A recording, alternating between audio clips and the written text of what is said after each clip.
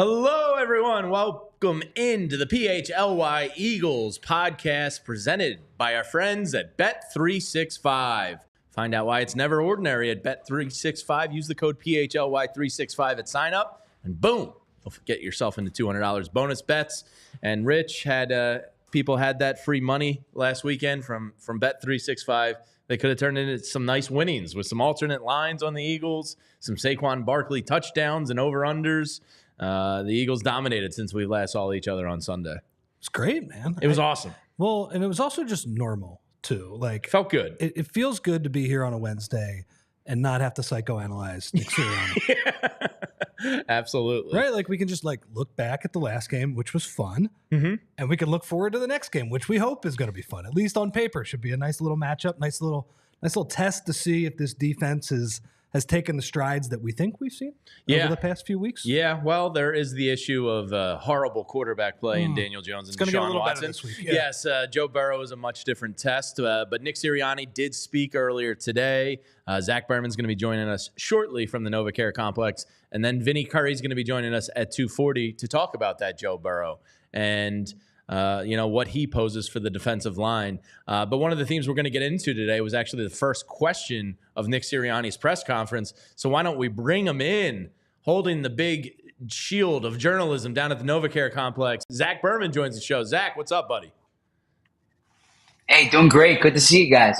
Look at this. No audio issues right off the bat. And Zach, we will get into Nick Sirianni and kind of this new trend of the Eagles.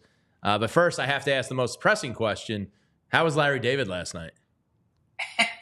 It's always good to see Larry David, right? I mean, you have to keep your expectations in check. It's not like I'm seeing a Curb Your Enthusiasm episode.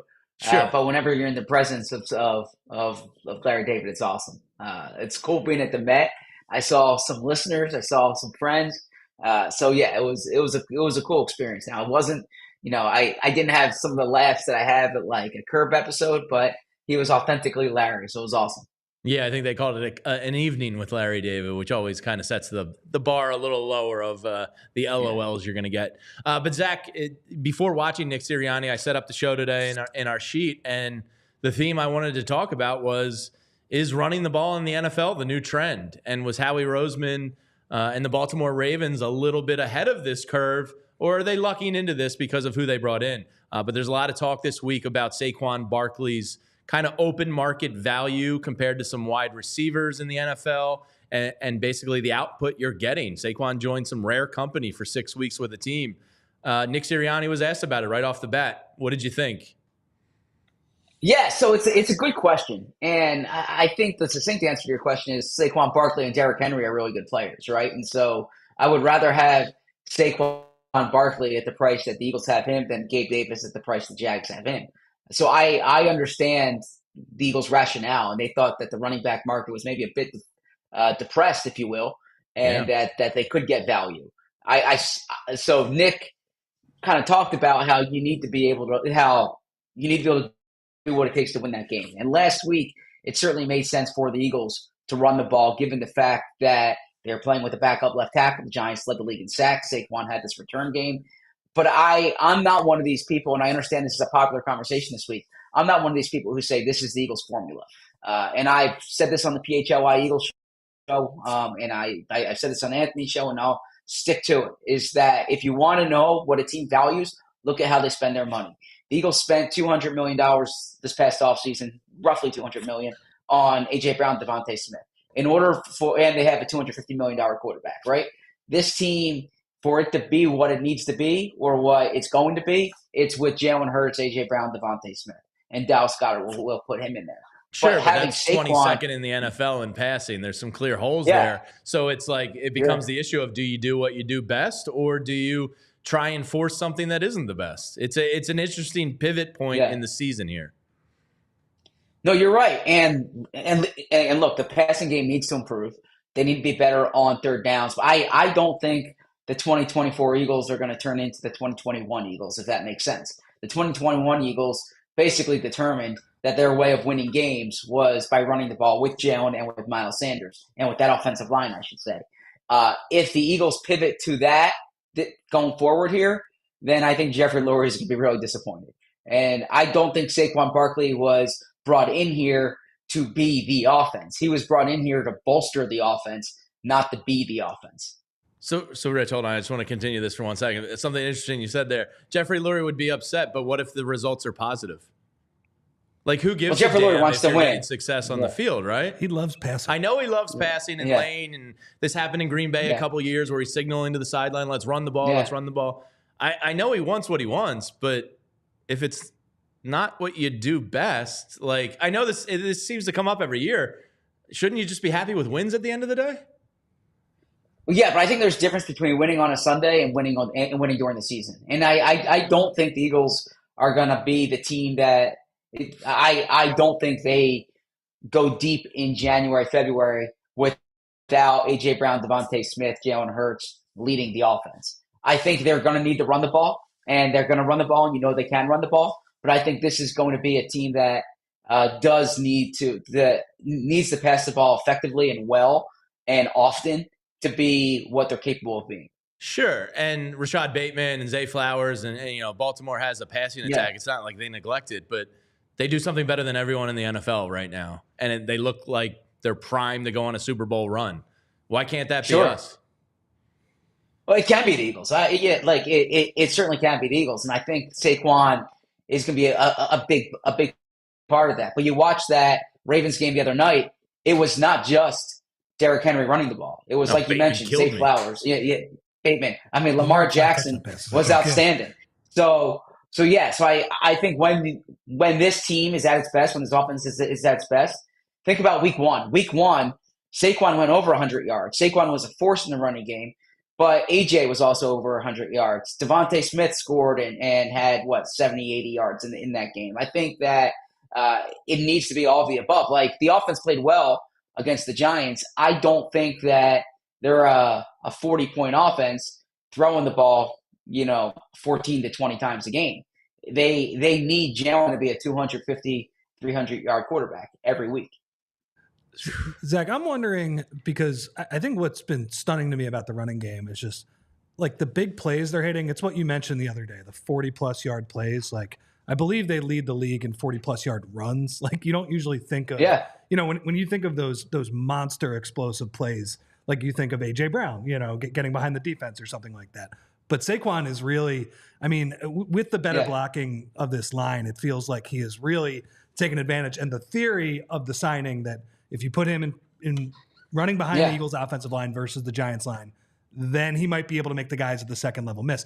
I guess my question is, do you think, and this might make them a slightly more pass-heavy team, do you think teams are going to start to adjust to that a little bit and say, like, man, we really got to do the Jim Schwartz thing where we just say, this guy is not beating us, because, like, if we let him get to the second level, he's going to rip off at least one of those 50-yard runs. You propose a good point. And, I do think if Jalen is inconsistent throwing the ball, you will see teams take the approach that Cleveland did, which was bottom up the run, stop the run. But then in that game, like you saw AJ one-on-one, and the Eagles are going to try to take advantage of it. And it's a good question what defenses do. And this whole conversation makes a lot of sense given how good the Eagles are running the ball. I don't think it's being a pass first team or run first team. Like, I don't think that's the conversation. I think it's both. And I think what Nick says, you have to do what it takes to win that week, is accurate. But I also think that the best offenses, those things work off each other. For the reason you just asked, Rich, if a team's bottling up the run, then that means you have typically A.J. Brown and Devontae Smith in one-on-one situations, maybe the safeties in the box. Cleveland played a lot of single high safety, right? And you can take advantage of that through the air. If teams are saying, we're not going to let you beat us deep, we're gonna play we're gonna play two deep safety here. We're gonna not let AJ get behind the corners, then that gives more space for Saquon to operate. The reason why Saquon's here is to bring the offense to a different level. The Eagles looked at their running game the past 3 seasons, really, but I isolate the past 2 seasons because they had 1,000-yard rushers both years. They had Pro Bowl running backs both years, and the Eagles thought there was more meat on the bone. And what you're seeing is that's absolutely the case. Saquon's doing things that Miles Sanders and DeAndre Swift didn't do. But for this offense to look like it did in 2022, Jalen Hurts needs to look like he did in 2022. AJ needs to look like, well, AJ is looking like he did then. Devontae Smith needs to play like he did then as well. Yeah, I think that's why it's an interesting time in the season to have this discussion because, I'm pretty dumb and I like to keep things simple. No, you're not. No, you're and not. If I do something really well and better than most, I like to lean on that. And we kind of talked a little bit after the game on Sunday. Like, it's not meaning you abandon the passing game because obviously, as you point, you're not going to neglect A.J. Brown. The guy's a freak. Devontae Smith is incredible. But, should they be a run first, pass second team? Should they lull teams to kind of sleep a little bit with Saquon and then hammer them? We've seen a lot of these first quarter woes, like just throwing 4 vertical routes in a row and throwing it up and hoping AJ comes down with it. I almost wish their identity was to kill teams with Saquon and then boom, counter it and kill them with AJ and Devontae secondly. I don't think the pass should set up the run. I think the run should set up the pass with this offense from what I've seen with Jalen Hurts this year. And I guess that's why I think it's an interesting discussion. And I think Lori said this conversation was too hot, cut the Wi-Fi at the Novacare. We'll see if we can get Zach back there. But look, some people might think this is a little too sports radio-y, but the whole idea of Jeffrey Lurie caring about. Well, there was the one game where I think they won in Green Bay. It was Green Bay. And Lane Johnson and Thursday Kelce were going, run the ball, literally going to the sideline. Let's run it. Let's run it. It was a great win. It was a Thursday night game. And I think it was Zach and Bo's reporting in The Athletic. Probably I think it was. That said that Jeffrey Lurie was just not happy, and he brought Doug back into his office after that one and said, that's not how we win. See, that is wild to me, right? Who cares how you win? We all know how winning is hard in the NFL, and trends are cyclical. You know what I mean? They go in and out. And one of the things I'm looking at right now is just team success in the W's and L's column and how it compares to their running attack. And there's a correlation there this year through now what's approaching 40% of an NFL season. You know what I mean? So, if I was an owner, I just simply wouldn't care as long as the team won. No, Jamie, I think you have to be good at both. But I think... Yeah, absolutely. And I'm not saying abandon the pass. Yeah. That's crazy. The thing that Zach said that stood out to me, because I had a ton of fun at the end of that 2021 season. They were just pounding the rock. Jalen was a better runner back then, too. He was just a more dynamic player. He had that one run against New Orleans where he put his foot in the ground and just completely juked that guy out. I don't really think he's capable of that now. Maybe if he gets going just straight downhill. But anyway, that was a really fun team, in part because they're doing what we hope this team does this year. They improved, right? And the first part of the year, they were terrible, right? Yeah. And Sirianni, he gets off the sticks. He lets Shane Steichen call a bunch of runs, and they get better. Yeah. So that was a lot of fun. But to Zach's point, once they got to the playoffs and they played that Tampa team, the passing attack was not sophisticated enough. They just, like Todd Bowles threw all those blitzes at Jalen. Yeah. I believe he was trying to make him throw to his left a lot in that game. And it did make me think okay, that was a lot of fun, but there's a lot of work that needs to be done here. Now, it's funny. The next year, they were a championship caliber team. I know they did not win, but they were as close to winning as possible. Is that back? Okay. And Zach's back with us. I do think it's a fascinating discussion point because, look, you're going to need to win the division, Zach. So, I know Jalen needs to improve. There's a lot that Fran and you and Bo have covered about why he's struggling in certain areas, but for the time being, you kind of need to stack wins a little bit here and worry about the Commanders and the NFC East because the NFC East North is loaded. And maybe you have a shot at one of those extra spots. Maybe you don't. So, to me, it's start stacking those W's. Who cares philosophically right now what you are? Do what you do best. I don't think it's a great conversation because I don't think it's as much pass the ball because they're philosophically inclined to do it. It's pass the ball because in theory, but I can even think in practice, it's easier to put up points in chunks and get yards in chunks when you pass the ball than when you run the ball, right? Rich brought it up. Well, I don't think Saquon's going to be going for 50-yard runs every single week, right? Impressive. But the conversation, I would frame, I don't like when it's framed either or. It's kind of like either or. Yeah. It's like when you look at the early 2000 Lakers, right? You can say, why don't you just throw the ball into Shaq every time in the post? It's a good right? philosophy. Well, yeah, but then when Shaq's doubles, right, you also need Kobe to score on the perimeter. So it's or we could talk about the Sixers now, right? Like, yeah. there are going to be games when it's just throw the ball into Embiid and let Embiid put up 50 when Embiid plays, right? But it needs to be more than that. And I think that it's the same way when you say, all right, to win in the NBA, if I keep using that reference, is you need 3-point shooters because 3 points is more than two. In the NFL, it's not just like conventional wisdom. It's passing is more effective than running because 10 yards is more than 5, right? But to that conversation, Zach, real quick, the part that gets left out of that is when you have an effective rushing attack, maybe you're keeping the other team's offense off of the field less. You know what I mean? Like maybe your defense isn't set up to be a quick attack scoring offense. Like sometimes there has to be a symmetry there between offense and defense. And like to me, like if the Eagles defense struggled, now look, they've looked great the last 2 weeks. Maybe you want to keep a Cincinnati offense off the field more. And maybe this should be a rushing attack a game again to keep Jamar Chase and Joe Burrow off the field. You know, like that's the other part of it. Yeah.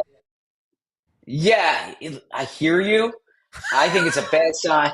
I disagree with you. I think Anthony's it's a bad giving me the sign. side eye over there.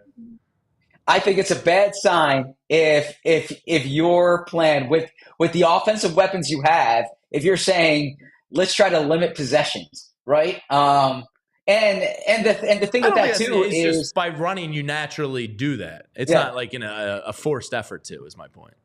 Yeah, but I'm saying I'm trying to get around that, Anthony. But yeah, like did Anthony say the quarterback? Is that what he said? He said you need a quarterback. And I said, yeah, that's what I'm trying to get around here.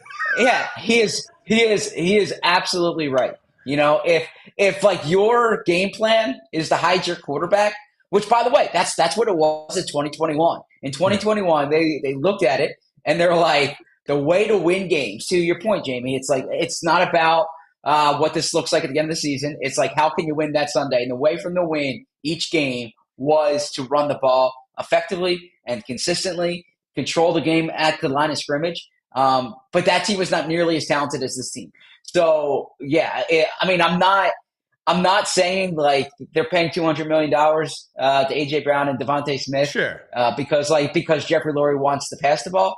It's because those guys are really good wide receivers. Like the way you're discussing Jamar Chase and T. Higgins should be the way teams are discussing the Philadelphia Eagles. Right? Like it should be. Yeah. So when if an opponent is going into the Eagles game and they're not worried enough about 1-11-6, then that is a problem. If it's like to me, Saquon should be able to get his yards because teams don't want AJ Brown, Devontae Smith, and Jalen Hurts to beat them. If teams are inviting Jalen Hurts to beat them, then that says more about then I'll put it this way.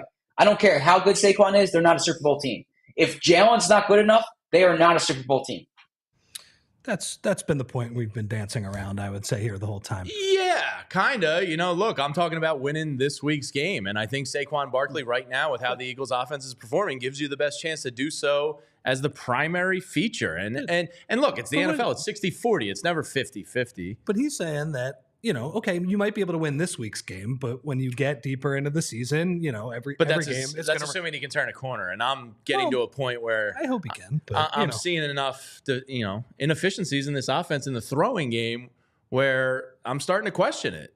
Can he rebound and be the Jalen we saw 2 years ago? So like that's kind of what I'm getting at. Is the concerns are starting to speak louder in my brain. Well, yeah, there are no questions about that. He needs to play better, without a doubt. And I think the way, if Kellen Moore and Nick Sirianni ask me, and Kellen Moore and Nick Sirianni are not asking me, I would say get Jalen layups, right? Like it can't just be it. So you have Devontae Smith, you have AJ Brown. When I was at training camp every single day, what jumped out to me at training camp? Short, efficient passing. Jalen was getting rid of the ball quickly. Okay, they weren't going deep as often, but the reason why Jalen wasn't throwing interceptions then is it was like quick timing passes across the middle, and quick timing passes to the back shoulder. It was like timing, precision. You're leaning on these outstanding wide receivers. I haven't seen enough of that. I've seen, frankly, too often where you're stretching the field. And I get there are times when the coverage dictates it. And A.J. Brown might be playing better than any wide receiver in the NFL right now. But I think the way for Jalen to, I don't want to say get out of this funk because that might be overstating it, but for Jalen to be more efficient is by getting him layups and him hitting the layups. CB, one last one, and because I'm going to end this discussion here. I'm enjoying this. I got nowhere to go. I'm enjoying this. One last one for you, just because you have the inside the locker room perspective on this, and I'm just hoping. Like, look, they played two really crappy quarterbacks the last 2 weeks. Yeah, but they played really well against them, and I'm wondering, just because of kind of the young nature of the defense, all the Georgia guys in the front seven, you got Quinyon Mitchell and Cooper DeJean in the secondary. Do you sense that these guys have started to gain a little bit of confidence just from your interactions with them? Yeah, good question. Yes, number one. And two, and Vic Fangio said that, speaking to Vic Fangio, he said this yesterday, like it would make sense in a new scheme that as the season goes on, you're better at it, right? And especially for a lot of these guys who are unfamiliar at it, who are just, when it's their first time in a lot of these cases playing like this volume of snaps, that it would make sense that you would be better week 7 than you were week 1. And it's going to continue that way. Now, you hit it on the head too.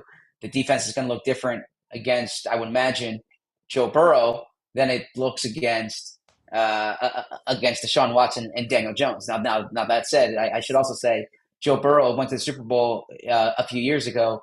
The fewest points he scored that season was against Vic Fangio's defense. Bengals won 15-10. So Vic Fangio is going to have something up his sleeve here. But, to answer the question succinctly, the defense is getting more confident, number one. They know how to play with each other. Just if you want anecdote, like if you watch the film and you see the way Cooper DeJean is passing off routes, that is probably something he wasn't doing during practice in week 1. So I do think that they are gaining more confidence as this goes. Zach, last one for you. You're heading to practice here shortly. Anything where your eyes going today in practice? What are you looking for? Is it Sidney Brown integration? Is it where are you going to be looking? Yeah, so I first off, I want to see how Dallas Goedert's progressing because I am curious genuinely how the Eagles are going to use that third roster spot. My guess is Anaya Smith is going to go on 53. We all saw the Eagles release Paris Campbell yesterday. The past 2 weeks, a big emphasis early in practice was the ball security drills. I want to see, by the way, the offensive line.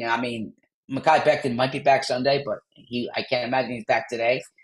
So I imagine it's going to be Steen at right guard. It's going to be Fred Johnson at left tackle. So I'm real curious the personnel groupings earlier in practice too. But I think the Goddard angle here, because we know Jordan Mailata is out 4 weeks. The Eagles didn't put Dallas Goedert on IR for a reason. They expect him back within this 4-week frame. I don't know if it's going to be the end of that period or the beginning of it, but you're looking at 2 weeks post-injury now. So I'm curious if Goddard's out there at all. All right, well, we'll be following you on Twitter and reading all your stories on allphly.com. And by the way, we have a new discounted offer, an introductory rate for anybody that if you want to see Zach's excellent writing and Fran's excellent film reviews and Bo's shenanigans in the Wolf Den, it's a great time to hop in for you. So you can read Zach there on allphly.com. And Zach, we appreciate it as always, my friend. Have a great practice, and we'll see you soon. Appreciate it, guys. Thank you. See you, man. All right, I carried maybe that conversation on a little too long, and we got some business to take care of here. And that is with my friends over at Bet365. You can find out why it's never ordinary at Bet365. Use code PHLY365 at sign up, and you can get $200 in bonus bets. New customers can get that $200 in bonus bets when you bet just $5. Use code PHLY365 to sign up, deposit $10, and place a bet for $5 to get $200 in bonus bets. Bonus bets can be used on the spread, totals, player props, futures, and more. They have the best early payout offers across sports, and make sure you're keeping your eyes peeled for our custom PHLY boosted odds and parlays and tons of stuff going on. We're doing an Eagles one every weekend. There might be a Matvey Michkov Flyers one for the national game tonight. And, of course, the NBA is back, and we're all pumped for that. So download the Bet365 app. Use code PHLY365 when you sign up. Get those $200 in bonus bets when you bet $5. Whatever the moment, it's never ordinary at Bet365. You must be 21 and older and physically located in Pennsylvania. If you or someone you know has a gambling problem and wants help, call or text 1-800-GAMBLER. And Jamie, I am here to tell you and everybody else about Empire Today for your carpeting and flooring needs. Fans using EmpireToday.com/PHLY for $350 off new floors. With Empire Today, you get to shop at your home convenience, right? The right product for your needs, quick and professional installation, and a price match guarantee. Empire Today is the best place to get new flooring. So, of course, there are some copycats, but they cannot beat Empire Today on quality, service, and speed. So they advertise lower quality products that Empire Today simply won't carry. Their philosophy is to help find you what you need and really not overwhelm you with thousands of different choices and substitutes, flooring, carpets. What they leave out of their selection is as important as what they put in. Shopping for floors at a big box store can be frustrating. You might talk to someone today who was working in plumbing yesterday, right? In Empire Today, they specialize in flooring and carpeting. They live and breathe flooring, so you can be confident that you're getting honest and upfront advice. Schedule a free in-home estimate today. All listeners can receive a $350 off discount when they use the promo code PHLY. Restrictions apply. See EmpireToday.com/PHLY for details. All right. I see Michael Gidgout in the chat talking about one of our other sponsors. Congrats on all your success there, Michael. I wish you the very best in that endeavor. Another comment in the chat there during me and Zach's discussion, and I'm sorry, I actually think it's a fascinating football discussion. I didn't mean to beat a dead horse there and continue the conversation and hijack Zach there. But I guess what basically you said, what I'm getting at, I do have some quarterback concerns here. The reason Sunday was great was mostly because A.J. Brown is awesome and Saquon Barkley was unstoppable. Jalen, and I thought Fran did a great job in his film review, showed, he didn't have his best day. But the team crushed and won, and it's been like a year, I feel like, since we've had the Jalen we kind of hoped for on a more consistent basis. So that's kind of maybe I'm seeing teams that are running the ball well have a good win-loss record. Maybe I'm pairing the two, and my Jalen concerns are meeting running the ball, and I'm like, I really kind of think that the Eagles' new identity is a running team. And, look, I know you're never going to abandon A.J. Brown and Devontae Smith, but I guess what we're getting at there is a little bit of Jalen Hurts concern. And is this Eagles team best kind of not embracing that role a little bit? I definitely think the passing offense is clunky, right? I think 22nd in the NFL in yards per game. I think when you see that Saquon Barkley run on the 50-yarder where Fred Johnson, he pins down that was nasty. A.J. Brown, nice block on the safety coming down. And then you get Cam Jurgens doing the baby Kelsey thing on the outside, throwing a corner just outside of the screen, basically. Great block there. That feels like they're all on the same page, right? Yeah. And as Fran has talked about, it's a diverse run game. They have different schemes. They have different ways to beat you. It seems like the read option stuff is getting a tiny bit better. Yes. Too. I actually remarked to Roy during the game, I think this was after you left from State Street in media. I was like, man, they're really treating Jalen like he's 2021 Jalen on some of these read options. I don't know if that's a Giant-centric thing or whatever. But the passing offense, Jamie, is clunky. And it's funny that we're having this conversation. I think it's good, though, because this is what smarter fans do and kind of a market that wants excellence. Jalen Hurts, if you just look at his box score, 10 of 14, 114 yards, 1 touchdown, no interceptions. And, it's funny. And clean is probably the most important thing there. That's 2 games in a row where he's been clean, no turnovers.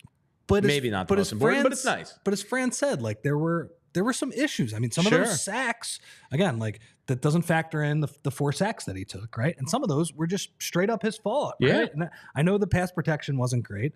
And it's look, he went 10 of 14. He missed Saquon Barkley for a walk-in touchdown. He missed Devontae Smith on a wide-open crosser. It's just when I see that throw to A.J. Brown on 4th down, beautiful ball. Yeah. Like, absolutely perfect. Absolutely. But there's an element of that just feels, it's like the same thing as the week before. It just feels a little bit unsustainable. Yes. And I think that, in fairness, that is what Zach's main point is that he says, when he says layups, he means like this passing offense, there's got to be easier buttons. Well, it always feels to me like, without watching the all 22, you know, right? I'm not a film grinder like Fran and all that, but like live in the moment, it always feels like he's holding the ball a half a second too long or a second too long. And now, granted, I can't see the routes that the wide receivers are running and who's open and who's not, but I find it very hard to believe that a Devontae Smith, who goes around the NFL lauded for his footwork, might be the best route runner in the NFL. He certainly does those ladder drills the best. He crushes ladder That's drills. pretty sick. Like, A.J. Brown, you can't really stop the guy. He's in the top 5 wide receiver discussion every year. Dallas Goedert, who... Is he better than T.O., by the way? As an Eagle or a career? As an Eagle. As an Eagle, yes. But because T.O. was too short, and I'm projecting like 2 more years still of A.J. Yeah, I think that's fair. I mean, T.O. took you to a Super Bowl, so that's tough to beat. But AJ was a part of that too. Took him to the Super Bowl too. Yeah, So. I say AJ's better. Okay. I find it really hard to believe that you can't scheme these guys open. So that just tells me he's missing them, and it's hard. Look, there's progressions and reads, and every play is different. And that Saquon play, I saw somebody doing film saying he was on the right side of the field, and his progressions were both on the right side of the field, so he missed the Saquon on the backside. Like, you can make excuses for whatever you want. The reality is, those guys are not covered every single second of every single play. So I do have concerns about this passing offense. I don't really see it getting corrected. So, you know, lean into Saquon a little bit more is kind of where I'm coming to. And that's not to say you're neglecting A.J. Brown, because that would be foolish. But, like, maybe lean into it a little bit more, because I do have some Jalen concerns, and it doesn't seem to be improving with Kellen Moore and Nick Sirianni's offense. I honestly think that's going to be the story of the second half of the season, is that, you know, regardless of how much they throw the ball, they got to be more efficient, and it's got to be. It's just it cannot be like pulling teeth to get these great receivers, like you said, open. So that's going to be a big thing. I mean, I think ultimately, like, what's the right answer here?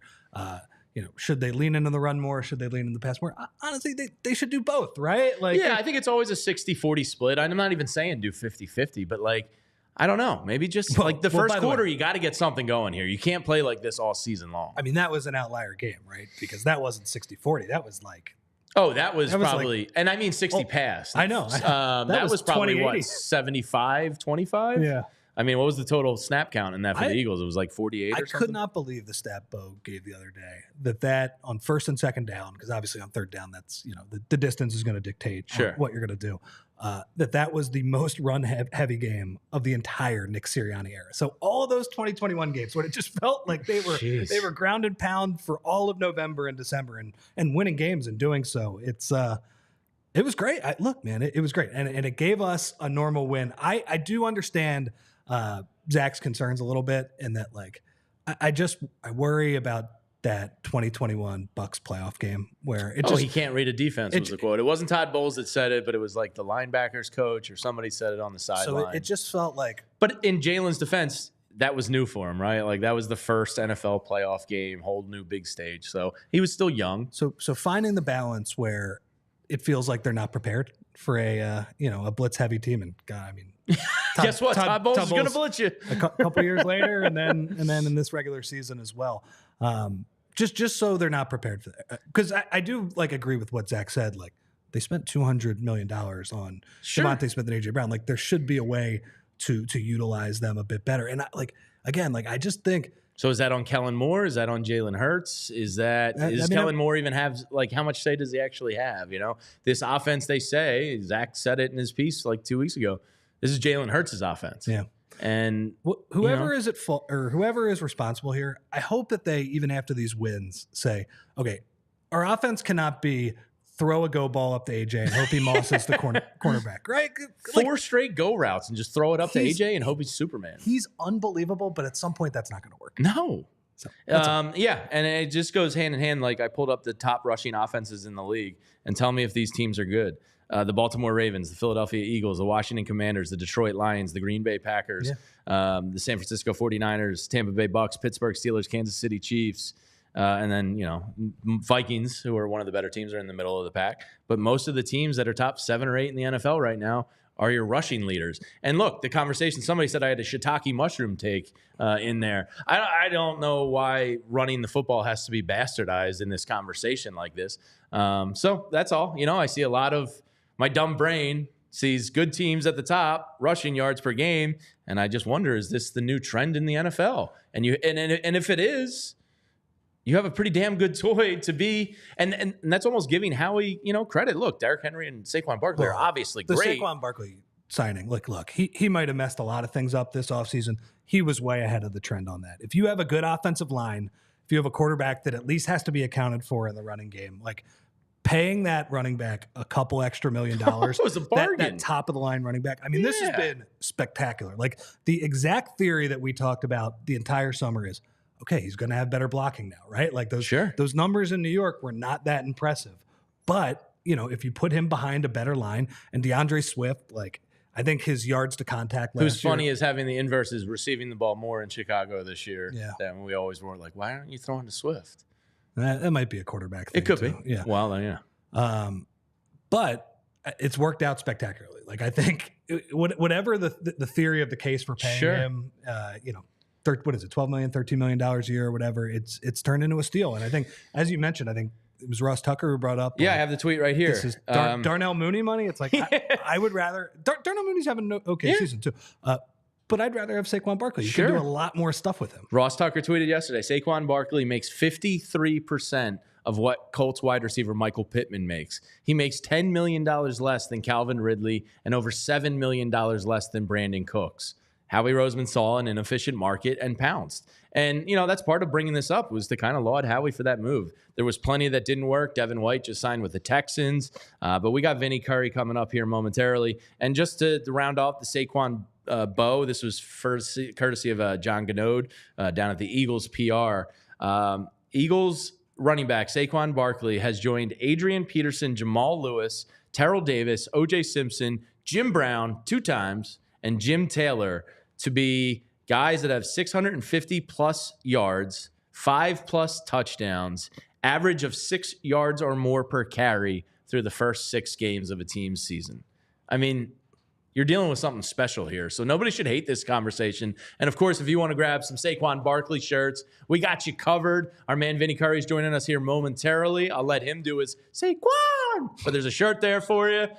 We got a great Penn State Eagles hybrid shirt. And of course, the Cooper DeJean shirt. And we have to talk about Cooper DeJean and Quinyon Mitchell coming up here momentarily because they got a huge test on Sunday. But first, let me tell you about Ace Hardware Home Services. I have a certain level of comfort in my own home with fixing stuff. And usually my guide is plumbing, I'm out. Electricity, I'm out. So you got to have a guy. I'm not touching any of that stuff. I'll hang occasional ceiling fans and mount a TV and stuff. But, I have my range of where I'm comfortable. And when I aren't comfortable, I need the pros. And I always loved Ace Hardware stores. And now Ace Hardware Home Services is bringing those trusted pros right to your front door. So whether it's an air conditioning issue, a leaky pipe, from plumbing to heating and cooling, they've got the trusted pros to keep your home humming all year long. And as we all know, with owning a home, there's always something that comes up. So visit Ace Hardware Home Services online at acehardwarehomeservices.com to get started on your next project. And let me tell you about the folks at Rothman Orthopedics, Jamie. Everyone has a specialty they love. For some, it's running or gardening. For others, it's shooting hoops or crossing up a defender. At Rothman, their physicians are not only specialized in orthopedics and clinical research, but they are fellowship trained to treat specific areas of the body. Since 1970, their physicians have remained committed to research, innovation, and minimally invasive procedures to get you back to what you specialize in. They're Rothman Orthopedics, and they specialize in you. 2 great things about Rothman Orthopedics, Jamie. Number 1, whatever is ailing you, your foot, your back, your I got elbow, a shoulder right now. I got to go get checked anything that is messing with you, they have somebody who specializes in just that area.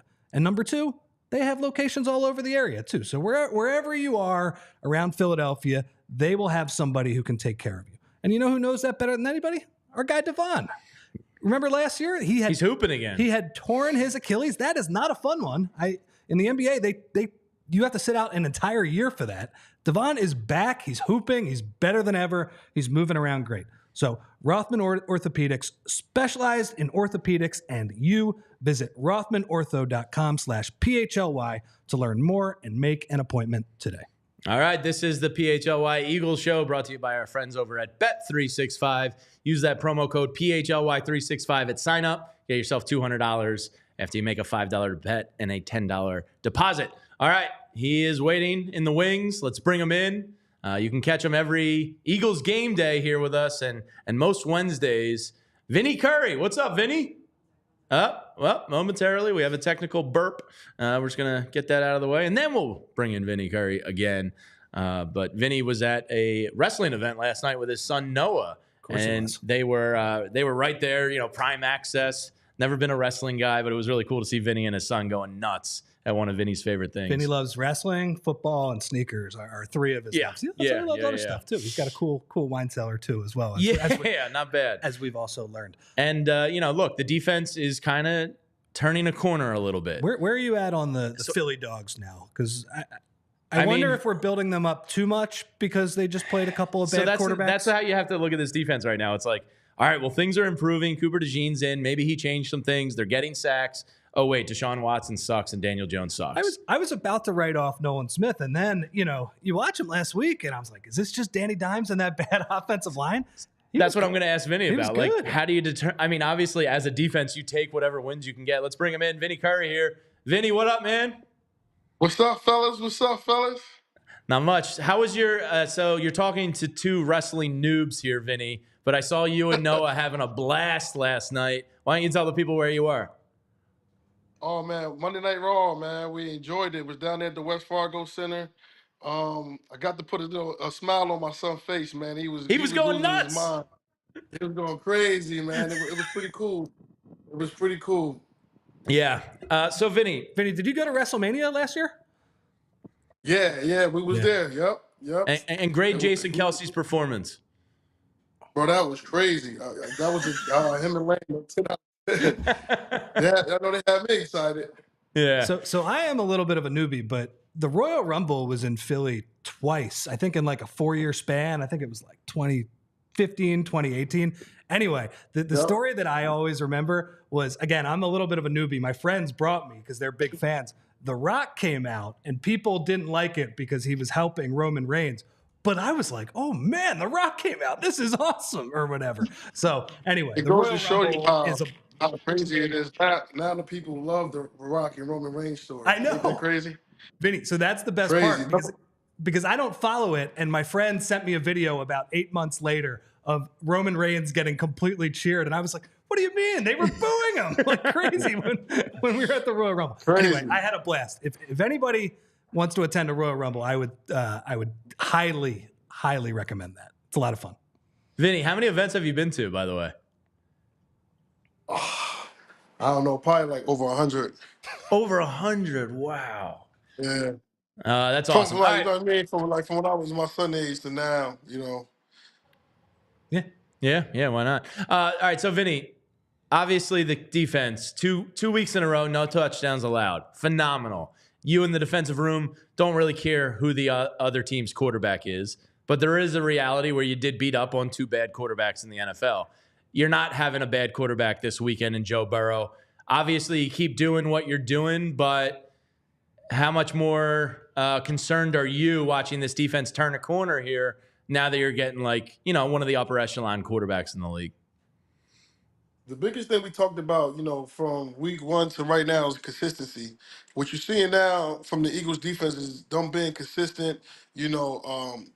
Vic is really, really dialed in to his guys, putting them in the proper places, letting the guys play fast. And, that's all you can ask as a defensive player is the coaching staff to believe in you to be able to play fast and perform at a high level. So I think going into Cincinnati, man, I think we just seen the beginning of it. Vinny, I love that clip that we posted of you talking about how Nolan Smith, he goes wide, makes Daniel Jones step up in the pocket, and then Jalen Carter cleans up the sack there or whatever. Do you think, even having a couple of games against, let's say, below average quarterbacks and offensive lines, but getting all of those sacks, getting those 8 sacks last game. Do you think that can kind of build confidence for these guys moving forward now that they are going to face Joe Burrow and these tougher offenses? Absolutely, because when the season over, is anybody gonna say what quarterback they face or who was out there? No, That's they're a just gonna great look at point. your stack out. They don't care nothing about that. And then, has reports been coming out all day today. Is Orlando Brown playing? Is he not playing? Joe Burrow holds the ball. Yeah, the biggest key matchup here for the D line as well is not only to play with their hair on fire, but I cannot wait to see Quinyon Mitchell and Jamar Chase. I just Yeah. cannot wait to see that. So, Vinny, I'm starting to get a little rational about Quinyon and Cooper DeJean here. Now, it's only been 2 weeks with the both of them out there. Quinyon's been doing it, going toe-to-toe with Hall of Famers and talking smack right in their face and backing it up.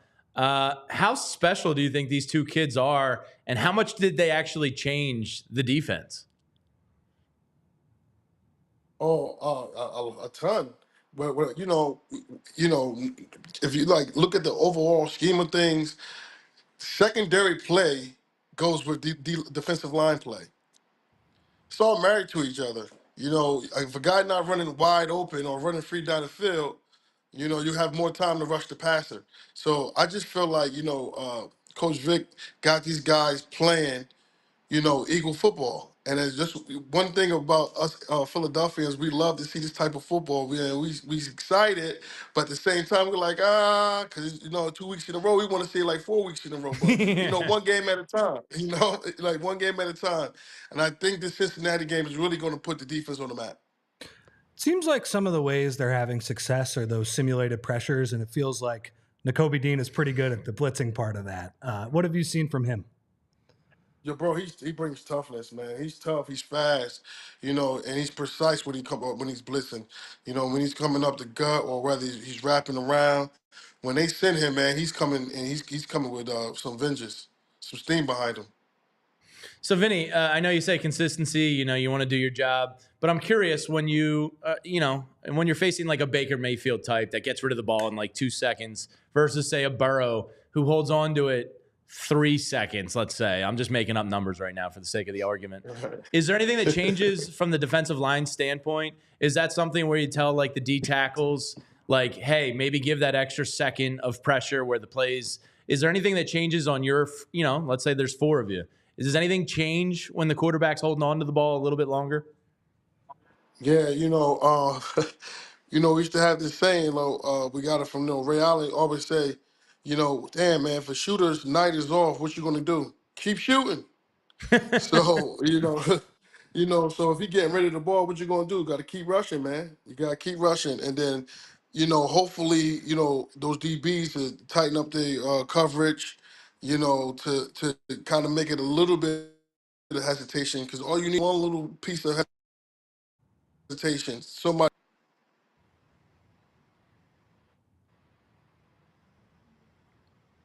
Did I lose you guys?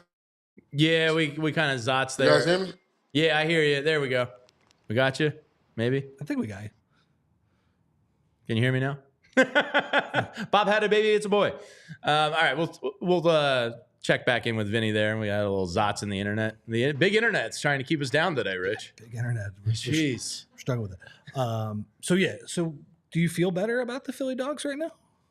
Yeah, because I saw Cousin Grace in the chat say obligatory Nolan Smith 15 sack comment.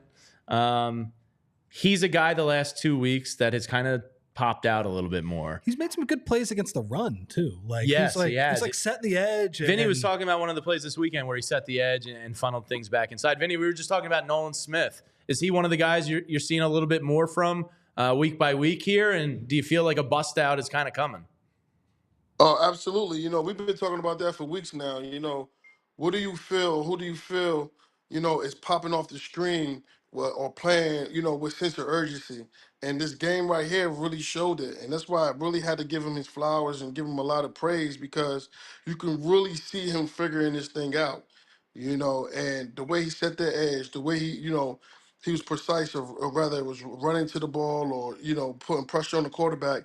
He really is coming into his own, and it's just good to see. And we just needed to see it, kind of consecutive weeks, and it's been 2 consecutive weeks that the defense is playing great as a whole, but he's really popped out on the tape this past weekend.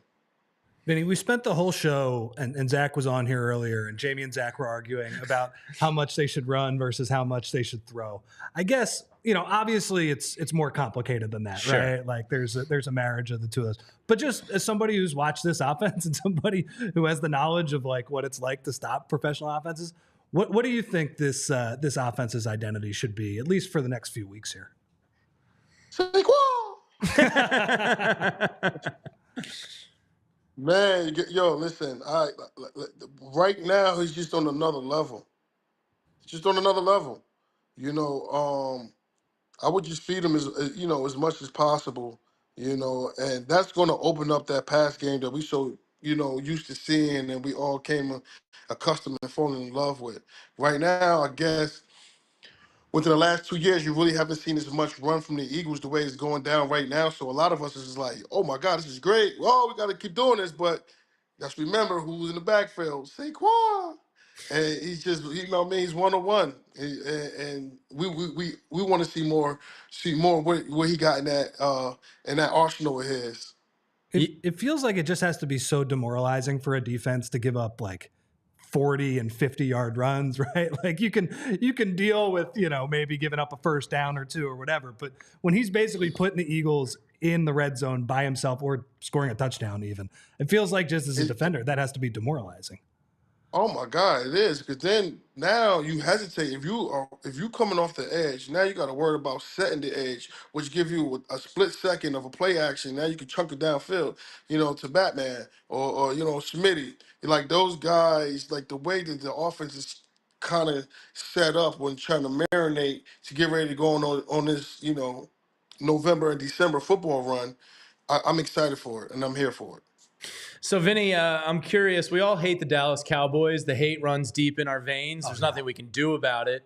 There's a great story out of Dallas today by a author. I want to give her due. You remember the name? It's Kaylin Collar. Yes. She talked to about 4 or 5 recent, still in the league, Dallas Cowboys about their experiences in Dallas. And they did not have nice things to say, saying that their new homes were about football, X's and O's. One here is about football and winning championships. Wow, you've got really nice facilities here. And the bottom line was that Dallas is a bit of a circus, and players said you'd be walking to the weight room or the lunchroom, and you'd have to run into tour groups of 35 and 40 fans taking tours of the facility. Is this a well-known thing that you just have to deal with shenanigans when you become a Dallas Cowboy? Oh man, no, really, I only can imagine because I think they got a football field leading up to the stadium that's just for fans and craziness going on out there. So I don't know. I know Philly not like that. They're not having random people just walk in there while you're trying to take a shower or get in the weight room like that, man. Because at the end of the day, it's a great the way they respect each player privacy. Brandon Graham couldn't fart openly. That story sounds crazy. Yeah, I mean, what's BG going to do? He's going to start busting gas in front of tour groups in the Novacare? Like, come on. He's going to start hitting them with that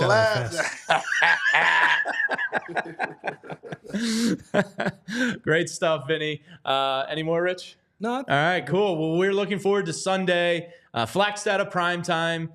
And that might have blown up in NBC's face as Jaden Daniels has a little bit of a rib issue. But looking forward to the game Sunday, Vinny. Any early feelings on this hump day, how they're going to fare versus the Bengals? Man, I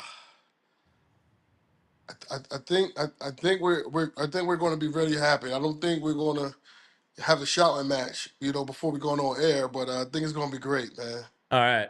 Good. Let's keep the good times rolling. You can catch Vinny with us here Wednesdays and, of course, on Eagles game days. We'll talk to you soon, bud. Thanks for hopping on.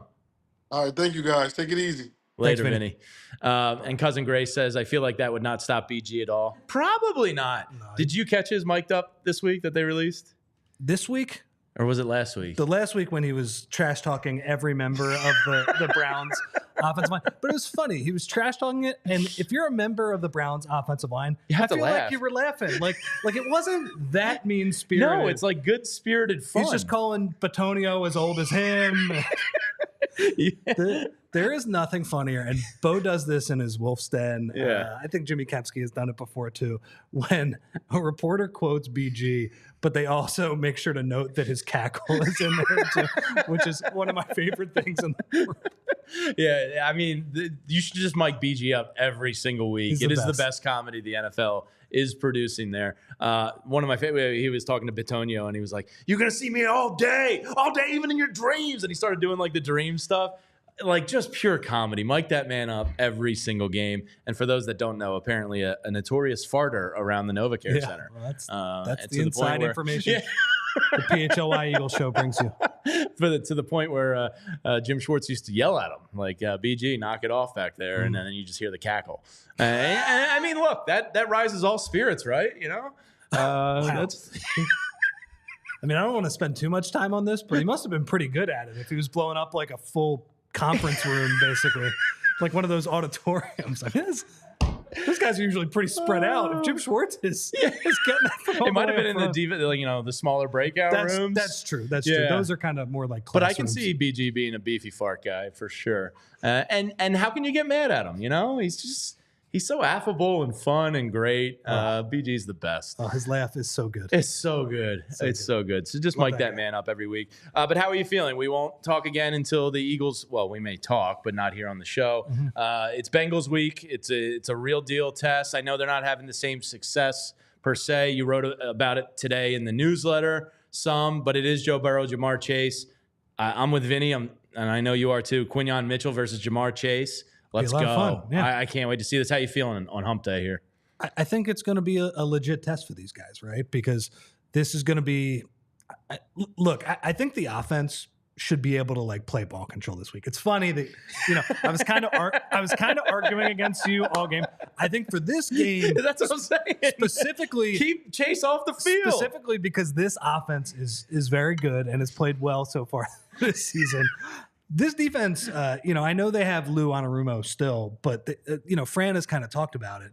They've had some really rough games so far this year. They just have not drafted well on that side of the ball. I mean, honestly, New England, even in week one, and I know week one can be, kind of goofy results, things that you throw out for the rest of the year. Like they were able to just run Ramondre Stevenson all over these guys.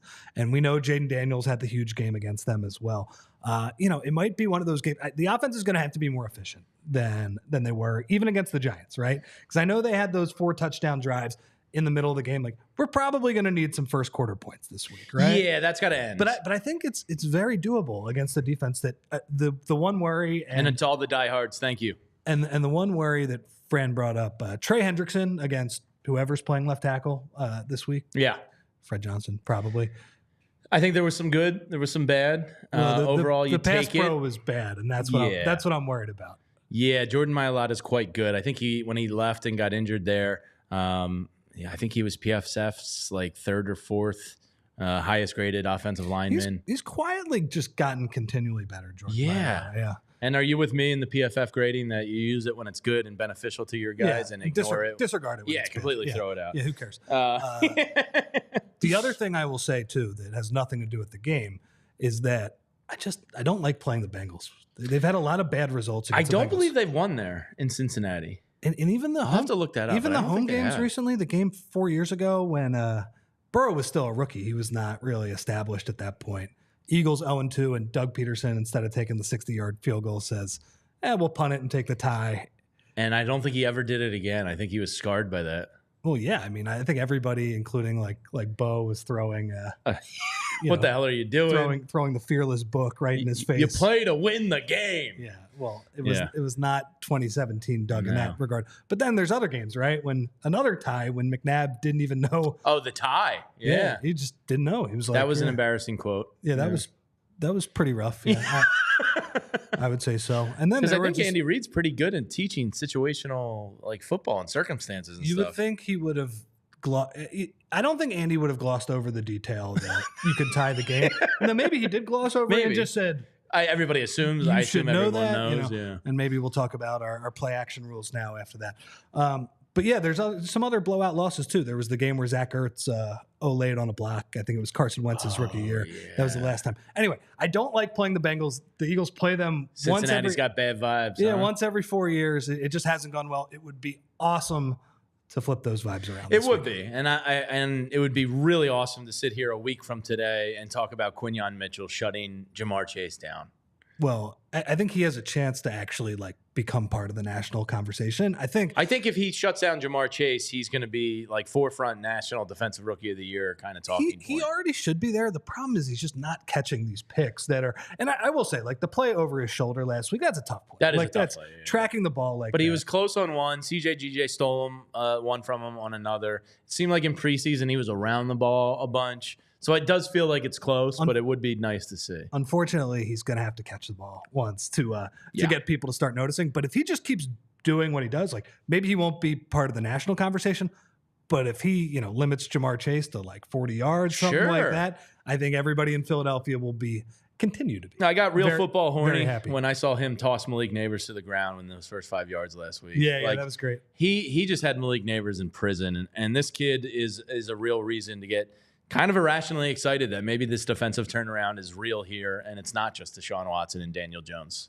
A lot of negativity about the team in the first 7 weeks, but it looks like, especially now that Coop has played the last couple of weeks, looks like they have hit to varying degrees, at least on their first 2 picks. It looks like the quarterback can't prey on Avonte Maddox anymore. Yeah. And that's great. Yeah, that's gonna be beneficial for the next 5 years. Absolutely.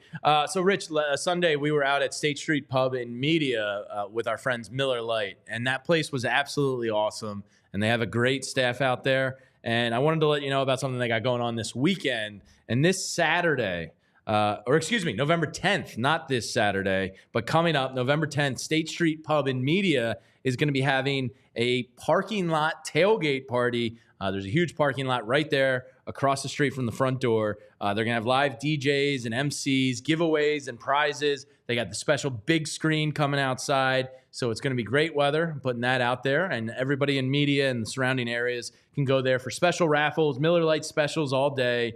You get complimentary spiked Sea Isle iced teas. You get wristbands. There's different tiers.